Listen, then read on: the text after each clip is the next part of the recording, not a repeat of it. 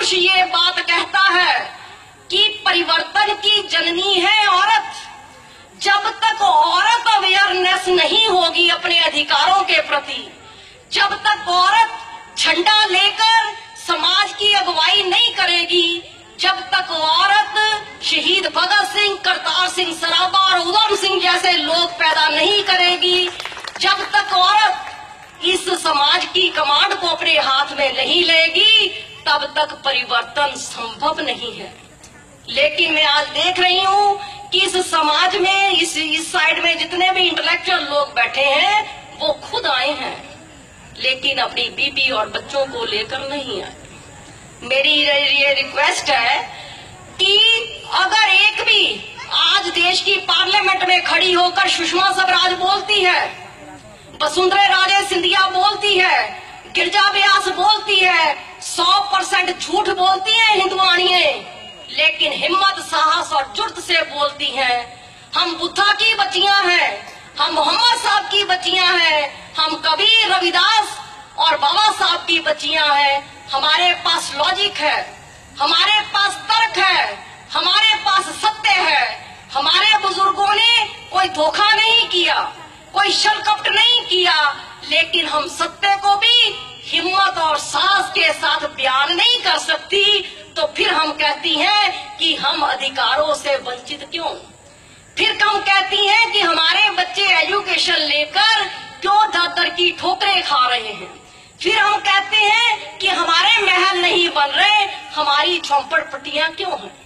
आपके सामने है, हर घर में टेलीविजन है, सोनिया गांधी को देखते हो, सुबह से शाम तक इतना ही टेम्परेचर होता है, गली गली घूमती है, उसकी सास भी रानी, खुद भी रानी, पूरा खानदान राजे महाराजाओं का, वो क्यों घूम रही है? क्योंकि उसको मालूम है कि हमारे बुजुर्गों ने जो कमा कर दिया उसको सेफ कैसे रखना है।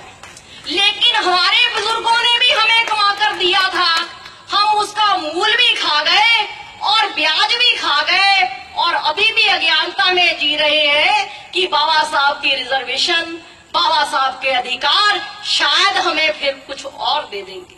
इसलिए रिस्पेक्टेड साथियों, आज हमने ही रामाबाई बनना है, हमने ही सावित्रीबाई बनना है, और हमने ही वो कृष्णा करके दिखाना है। ये लोग जो सोच रहे हैं कि ये साधारण लोग कर नहीं सकते। इसलिए आज इस फंक्शन के ऊपर मैं आपको आखिर में एक ही रिक्वेस्ट करती हूँ कि एक समय था हमारे बुजुर्ग मरे हुए पशुओं का मांस खाते थे। एक समय था हमारे बुजुर्ग मरे हुए पशुओं का मांस खाते थे, लेकिन आज वो परिस्थिति बदल गई, क्योंकि बाबा साहब डॉक्टर अम्बेडकर जी ने बहुत जद्दोजहद की।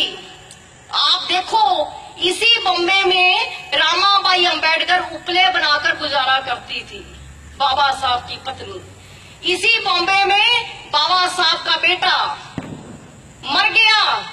बाबा साहब डॉक्टर अम्बेडकर लंदन में थे, लेकिन रामाबाई ने बाबा साहब को नहीं बताया कि अपना बेटा रमेश मर गया। जब बाबा साहब इधर आए बॉम्बे में, तो बाबा साहब ने मेरी माताओं पूछा कि मेरे को रमेश नजर नहीं आता। तो मालूम है रामाबाई ने क्या कहा था? बाबा साहब, क्या हुआ अगर रमेश चला गया? आप करोड़ों रमेशों को जिंदगी देने के लिए दिन रात एक किया हुआ है। अगर इन करोड़ों रमेशों को जिंदगी देने के लिए एक मैंने रमेश बलिदान कर दिया, तो क्या बड़ी बात है। ऐसी थी रामाबाई।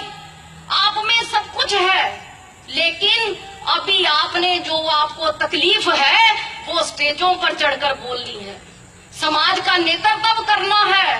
दूसरे समाज की बहू बेटियों को देखो, हमें अपनी लड़ाई खुद लड़नी है। इतनी ही बात करती हुई रजा लेती हूँ और आप लोगों से रिक्वेस्ट करती हूँ, जैसे ही हमारे डेडिकेशन के साथ पैगाम संगठन के कार्यकर्ता लगे हुए हैं, सिर्फ सुनने से बात बनने वाली नहीं है। वो पंपलेट होगा आपके पास, उसके ऊपर फोन नंबर लिखा होगा और आपने खुद फोन करना है पैगाम के ऑफिस में कि मैं इस एरिया में रहता हूं और इस एरिया की जिम्मेदारी मैं खुद उठाता हूं। आपको बोलना सिखाना ये हमारी ड्यूटी है, आपको क्लैरिटी देना ये हमारी ड्यूटी है, क्योंकि हमें घबराना नहीं है। हमारे पास सत्य है। जिस इंसान के पास सत्य होता है वो बड़ी से बड़ी लड़ाई, बड़ी से बड़ी मंजिल को भी पार कर लेता है। इतना ही कहती हुई रजा लेती हूँ। जय भीम, जय भारत।